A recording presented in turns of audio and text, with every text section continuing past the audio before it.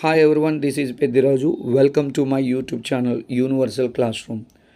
Today's English word is advantage. Advantage refers to a condition or circumstance that puts someone in a favorable or superior position. It means having a benefit, gain, or an upper hand in a particular situation. తెలుగులో advantage అంటే లాభం, ప్రయోజనం లేదా ఆధిక్యత అనే అర్థం వస్తుంది. అంటే ఇది ఒక ప్రత్యేక పరిస్థితుల్లో ఎవరికైనా కలిగే సౌకర్యం లేదా ప్రయోజనం అంటాం. మనం ఏదైనా విషయాన్ని చర్చించేటప్పుడు దానివల్ల అడ్వాంటేజ్ ఏంటి అని సాధారణంగా ఉపయోగిస్తుంటాం. అయితే ఇప్పుడు అడ్వాంటేజ్ని ఎలా ఉపయోగించవచ్చు? Example 1, having a good education gives you an advantage in life.